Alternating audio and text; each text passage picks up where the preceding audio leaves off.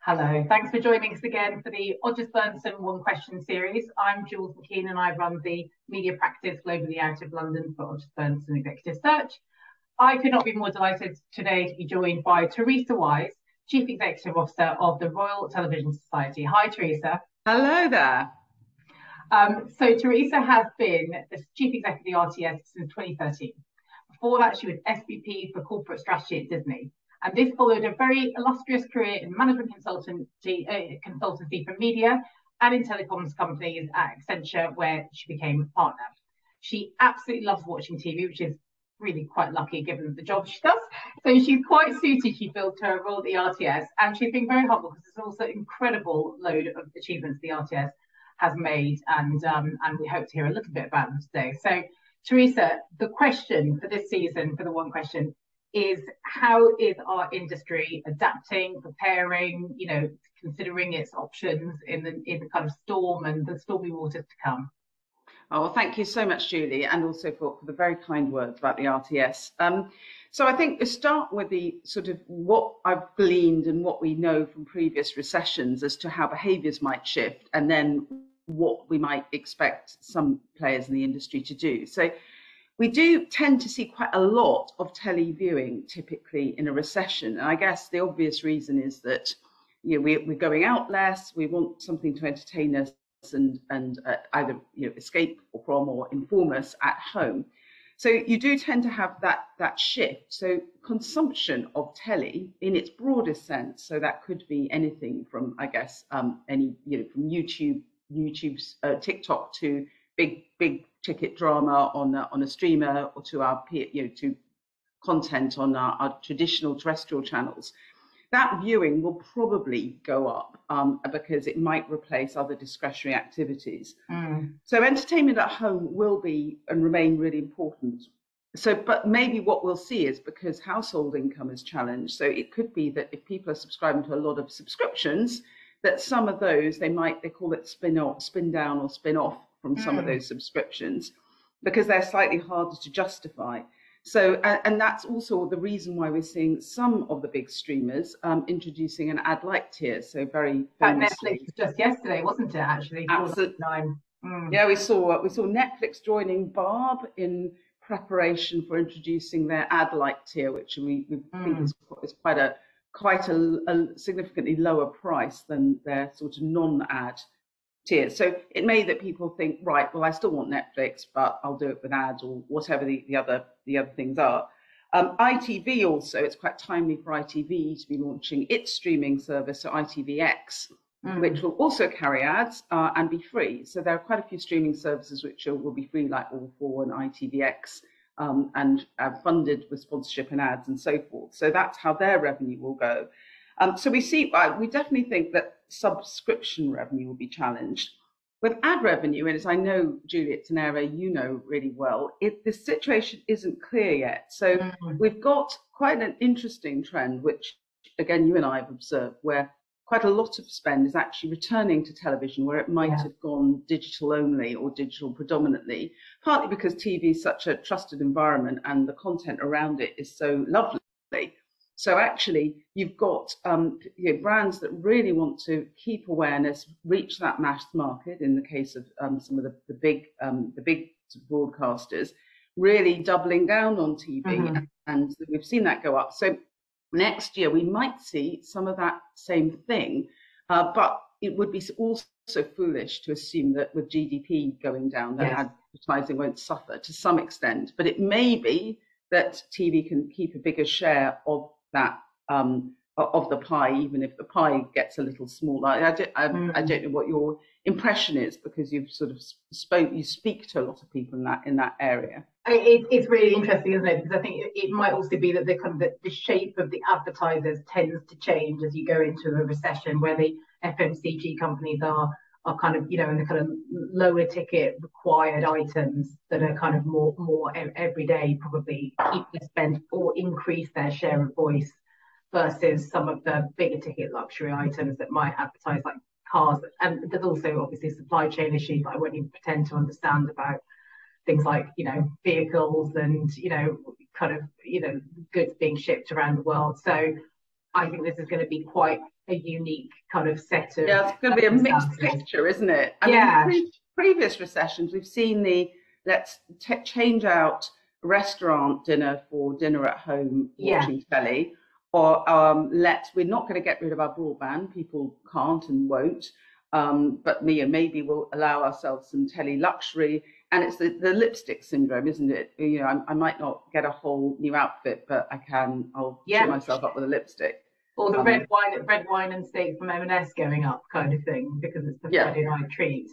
Do you think, Theresa, with the kind of proliferation of fast channels, you know, I do wonder if people will, and this is a, you know, kind of a horrible possible reality, that actually there are some narratives in the press about people planning to go back into the office more because then they don't have to keep the heating on during the day, during the week. But actually, I wonder if kind of handheld devices, fast channels, could be quite an interesting time for them. There's been quite a lot of launches, haven't there? Oh, they certainly have, I think you're right. There's a lot of different ways of getting that content in front of people, and with different devices and different insights around that people are gleaning. But I think, you know, we certainly know from the advertising picture at the moment, it's probably too soon to call. I think there's a whole other dimension though, because that first bit's really about the top line. The second bit's really about the bottom line, which is we've also got inflation, still really heavy inflation issues, and in media that's even bigger. So you've got maybe 10% inflation at the moment for most things as a national average. Media inflation might be running more like 15%. Wow. Which is really considerable. So you think about all the elements of the costs of making, it doesn't, obviously not all telly is massively expensive to make, but the top end has got very, very expensive indeed. So I think that does... Salaries have got to go up as well for all of those staff who are kind of to match their cost of living. Presumably that's also a challenge. Well, everything in front of camera, behind the camera, the cost of the studios, the cost of post-production, the cost, there's a lot of CGI and special effects, all of that cost has gone up. And I think it depends who you are and where you are as to how that's going to impact you. So I think you're still going to have a wall of money from some of the big, the big global players, targeting some wonderful high-end content, which we've seen a big trend of. So if you're, say, one of our public service broadcasters, you've got to box pretty clever on it with the money you've got. So we've already seen a lot of co-productions. We've also, it places more of a burden on them to do better R&D, if you like, or A&R if you're in the music business. So go out, talent spot, try and get people in when they're coming up through, and you can afford them and nurture them, and then accept that maybe some of the very expensive top talent will go elsewhere where they can earn more, and so it just places a bigger burden on finding talent in that regard. Yes, and some of the initiatives at the RTS presumably will be kind of focused on helping these companies get through the next year. What are the kind of things that you're excited about at the RTS?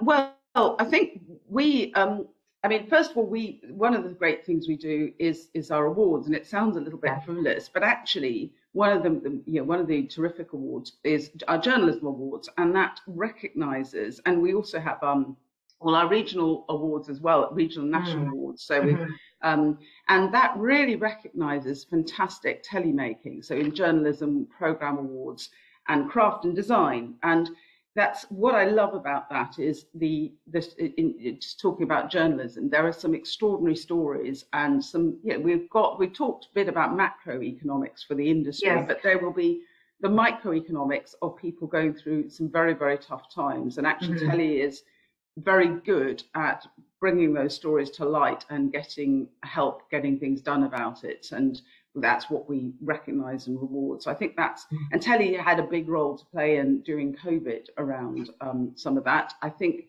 it'll tonally have a very, very big role to play to make sure that that we understand what's going on, and that with a following wind, we will all recover from this recession, because that is the nature of the beast. And we know we've been through recessions before, as the TV's been through those. It can lead to great creativity.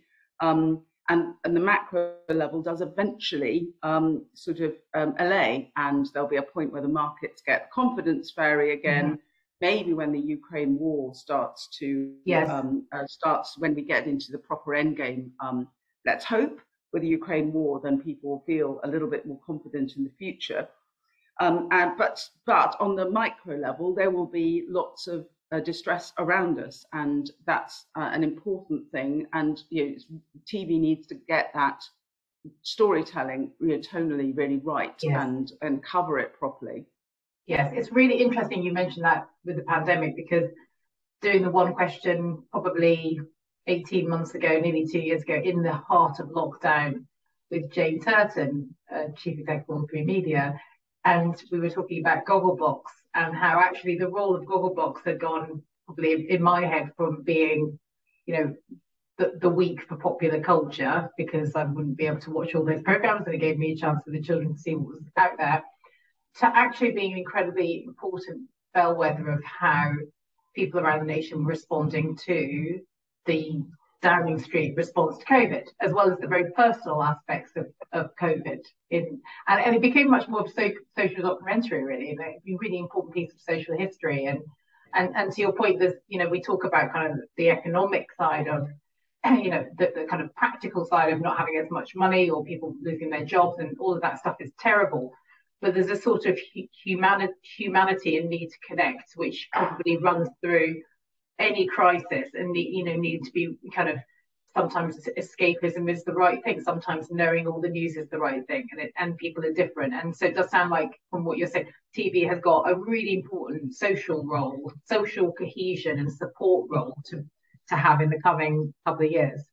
Yeah, that's definitely you've articulated my view very, very strongly there. And that's and then as the RTS, we support quite a lot of vulnerable people. So we have our lovely bursary scholarships, which and we'll have supported 300 people, or started to, by the end of this year, since we started. So we're really thrilled, and that does actually provide a source of some income. We give money. We give mentoring. We also give a bit of pastoral care to young people, and they are very, very impacted by this at their end. It's not to say others aren't, but if you're from a less affluent family and you're trying to make your way, then you're facing sky-high rents.